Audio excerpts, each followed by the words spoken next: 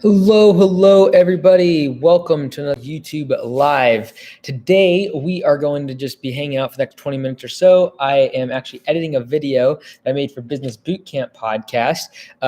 Just kind of my thesis on what's going on with the stock market and stuff like that. Just kind of some macroeconomics that are kind of causing those shifts. But if you have any questions, go ahead and post here. I got like 20 minutes before my next call, so I figured I'd just run this thing live. I am doing some computer work here, so forgive me if I am somewhat distracted. But if you have any questions or anything like that, feel free to post in the comments. I'll tell you a little bit kind of why this week has been kind of a little bit of a trial. Like everything that could go wrong, not could go wrong. Every single one of my businesses, like yesterday, had a bad day. By the way, ABC Lawnworks, thank you so much for your email. You were like the fourth person that said that, and I can't believe it. For those of you, full disclosure, so I made this big mistake on TikTok and then even on my my MBA course online. I did EBITDA as earnings before interest, taxes, and appreciation. I don't know why I said appreciation because that's incorrect. It should be amortization. So thank you for pointing out to me, John, this morning. We went ahead and fixed that, or we're working on fixing that tomorrow on the course and everything. So I apologize. I do make mistakes, and unfortunately, that was one of them, and it was a big one. You do not add appreciation into your EBITDA. But anyways, we live and learn, and a lot of times I'm making those in the middle of the night. So questions or comments, go ahead and post in the chat here. I think I made it where you can do super chats now. I've never done super chats. I don't really know how they work and all that fun stuff, but I went ahead and activated them here. I am looking to get a social media person up and going here pretty soon, in addition to our new video editor. So that's a lot of fun. I think we'll be able to afford it with the channel picking up and people buying lawn care web design and landscape business course and things like that. So I'm pretty confident we'll be able to afford it. Hopefully the next couple of weeks we'll get them started. ABC Lawnworks, can you please discuss further regarding selling of the gym for higher ROI on other businesses? Oh, good question.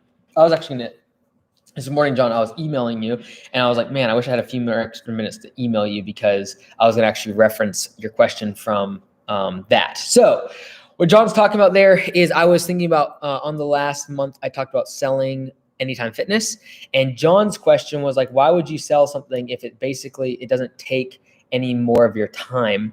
And so this is kind of where I responded back to him. I said, hey, the reason I'm thinking about selling it, because if I could get, say, $100,000 in profits or $200,000 in profits from that, and then take that and go start 2 or 3 Augusta lawn care companies, the acceleration of my profits would be significantly higher. And he agreed, as long as, yes, this is live. He agreed as long as the source of capital is limited, which means basically that would assume that I don't have the $100,000 or $200,000 elsewhere to bring to the business and just go start the locations anyways. Great point. Just to clarify on that, in terms of, sorry, I'm kind of editing a video that I just recorded about the stock market. I just edited that. And I'm trying to put it up tonight because it's kind of time sensitive in terms of what's happening in the market the past couple of days. But in terms of referencing John, and this is a great question, especially begin to grow your business and you begin to diversify. You have multiple businesses. It's like, why in the world would you sell a business that literally I spend maybe 5 to 10 minutes a day working on average, right? Here's why. This week, when I say I had a bad week or like it was a tough week, I'm doing good, but there's a lot of drama. When I say that, a lot of it comes from like the gym. For example, like all the security system went down. It's like a big no-no with Anytime Fitness because it's 24/7. You can't have that happening. But the reason it is because Comcast came in and just like canceled out one of our networks. Well, that made the music. We couldn't control the music anymore. The security system went down. The printers stopped working. And like we do virtual training and everything. Like the Zoom and everything like that went down. It was horrible. It was a pain in the neck for me. And it probably yesterday took 2 to 3 hours of my time. Now, 2 to 3 hours is enough for me to freak out. And when I start looking at where I need to be spending my time with the franchisees and growing Augusta Lawn Care versus the gym, that's when I start thinking about selling it. Another reason for that is, back to John's question, is I start looking at the return on time So let's say, for example, the gym, I don't spend a lot of time there, but I make maybe $100,000 a year, basically passively, like not having to do much. Now I have to start thinking though, with that changes that have happened with COVID, the gym is now much more susceptible to employees leaving, because we used to rely 95% of the revenue came from memberships, which is 24/7. You don't need staff. You don't need to worry about a whole lot. It's just like money getting printed, right? Now, though, with a massive chunk, like 30% of our revenue now coming from training, and that's going to be growing as a percentage of the revenue we're making. Even though we've recouped all our revenue, our membership has gone down 33%, and our training has basically recouped all that. However, with that, now we're running promotions all the time for training. We're running ads. We're spending like literally 3 times as much on ads to get all that new training clients in. We have more trainers. It requires training them on the sales process and overcoming objections and all the rest of it. And so that level of commitment and that tie, in my opinion, is a point that no longer makes the gym as just passive, right? And so for me right now, if it's not passive and it's not Augusta, it almost has to go, right? So if it's not like very, very passive on my time, or vulnerable, and that's where I feel like the gym is right now. With everything that's happened with COVID and everything, I feel like the gym has become vulnerable to the trainers leaving. Because if literally the trainers left right now, we would be in a bad spot with the gym, because we built up the training program so much. We're very vulnerable to employees leaving. And in my opinion, if you have a vulnerability, you need to be there, because you better be managing those people well. And so I feel like I could sell it, make a couple of years worth of profit up front, and then also it's due for a refresh, where I have to spend $20,000 to $30,000 at least just to kind of get it up to speed with the franchise. So just to answer your question, John, I know that's kind of a long answer, but I'll get to some of these other questions here, but I'll probably touch on that on next month's podcast of the financial statements. Rochester Ground, do you let your crews mow their personal lawn with their equipment? If so, during work hours? No, we do not allow that. And I'd recommend you don't either. A lot of times, if you actually look at your liability insurance for your trucks and things, if someone gets hurt or gets in an accident while they are not on the clock and they are like driving to their personal home on the weekend to mow their own lawn, you could potentially be liable for that. And I don't want to be liable for that. So we do not allow that. We make it very clear. This morning they had the training, all the new hires coming back from last fall, came back to the Bellingham location. I was there this morning for the first hour or so, and they made that clear in terms of policy. We don't allow people to take company trucks or company equipment. Hey, so let's see your questions. So I bought a used mower for $3,700, cost about $1,000 to fix a few issues and get it running okay. Also was told by my dealer it's only worth $1,000. Only have $5,000 left total money for the spring. Okay, that's brutal. So it looks like you got $4,700 into a machine that your dealer said is worth $1,000 and it's running okay. This is why for mowing equipment, maybe I'm just not smart when it comes to the equipment, which is probably true. I'm mechanically illiterate, but I buy new mowers. All our corporately owned stores that we're starting up right now, we're buying brand new, even for zero turns. Yes, could you save a few $1,000s and get a good deal? Absolutely is possible. Is it worth what we just talked about here? Someone buying a used piece of equipment, having to fix it, and then it's still not being worth very much? Yeah, that's a real possibility. And if you're not mechanically inclined like me, you do not want to be playing with that risk. So that's the one reason why when it comes to mower equipment, I do buy new. Okay, let's see here. Sell and loan me some money. Lawn care journeyman. Yes, COVID messed up everything. Hey man, I love watching your videos and all information. You give a lot. Thanks. Hey Mike, I have 15 clients right now and I want to start a franchise next year. What steps should I take this season to make that possible? Jeffrey, I would increase your focus on recurring maintenance and recurring jobs, because if you're trying to sell one-time work and building a brand, if you're planning on changing your brand down the road, this goes for everyone, whether you're trying to go to Augusta down the road or if you're going to change the name of your company in a year or two, don't invest in branding. It's a waste of money, focus on direct sales. That's going to be like literally click here to get an estimate. That's going to be the kind of thing you're going to be wanting to do in terms of spending your marketing dollars. I got not a kick. I was trying to help this person. They had the name of their company. I'm just going to change the name. It was Mike's Lawn Care. I'm changing the name just to protect them. So, and they had their name in it, and they were like, hey, like I'm going to change this in like a year, like the next year, I'm going to change the name of my company. And I was like, well, why are you running ads that are branding? Like talking about what you're all about and how you're different than the competition. You need to be thinking about direct sales only, because recurring maintenance jobs, very easy to transition brands. For example, when people come to Augusta, we are able to transition 99.9% of their mowing customers transition over to Augusta, no problem, because there's nothing but positive and good things when it comes to the transition. Now, if you're changing brands and you are changing the pricing and all this other stuff, that's when you'll lose customers. But if you're just changing positive things for the customer, that's when it's very easy to change like to an Augusta Lawn Care, not lose customers. So, one second. So that's what I would say. Sorry, here, let me show you what I'm doing. I'm currently taking, one second here. This is the video. No, it's wrong video. No, I took the wrong, oh, mercy me. I put the wrong video on here.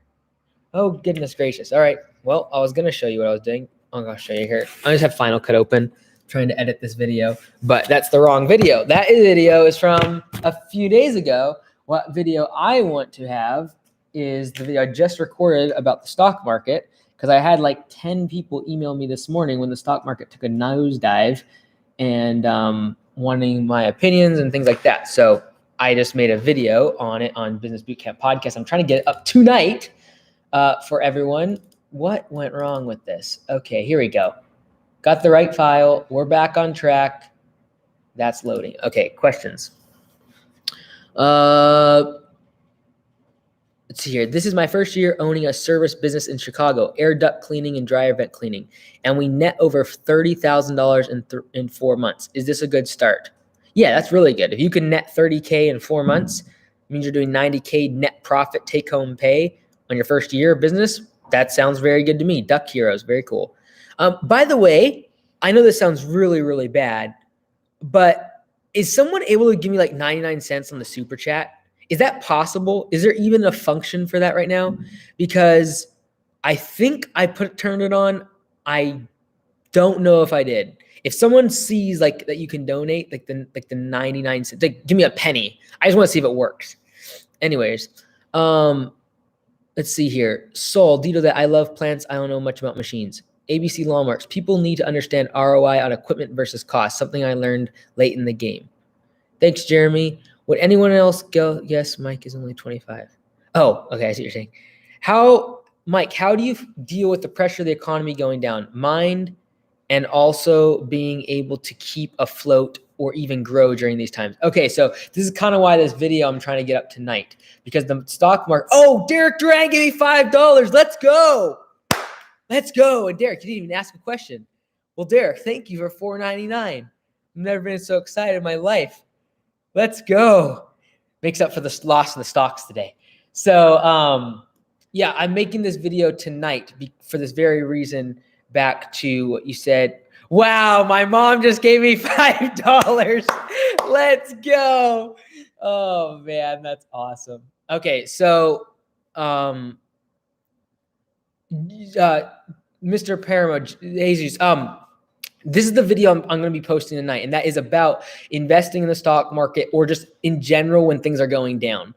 And so I get very excited when the stock market goes down or when there's downward pressure on the economy, because it just means that there's opportunity. And so at the end of the day, this is the thing about stocks, it's kind of humorous, and that is it's very much of a herd mentality when it comes to stocks right now. And what that means is there's opportunity as long as you can think levelly and you don't be dictated by emotions in the stock market.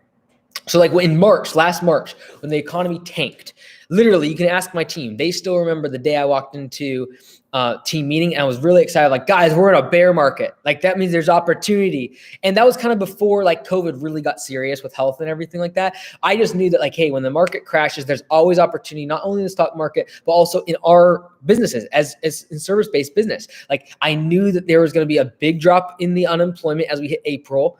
And I knew that that was going to be an opportunity to be able to get employees that were displaced. Then that whole like monkey wrench of having unemployment being $600 a week, which was like insane.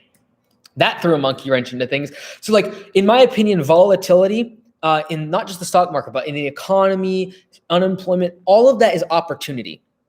And so if you can rewire your brain to stop thinking in terms of like, oh, like the stock market's down, like I need to, like, I'm afraid, like that's bad. Every other thing in the world, when the price goes down, you buy. Like if on Black Friday, people go and they stampede Walmart because the price of things go down. Yet in the stock market, when the price goes down, everyone like runs away and gets afraid. And so that psychology, in my opinion, is very, very important when it comes to the stock market, investing, the real estate market. When everyone else is running away and prices are going down, that's the time to buy. When everyone says things are going to the moon and like GameStop, like let's roll, we're going to make a bunch of money. That's when I get freaked out. That's when I sell. And so that would be my advice. I'm going to talk more about that this evening in relation directly to the stock market.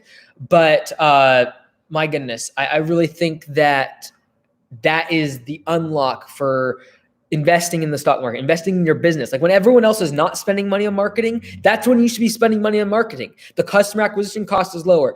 Customers' attentions are not as saturated because there's not as many competitors in the market. Thank you, Trey Walls, for $5. Like, my goodness, I'm making millions.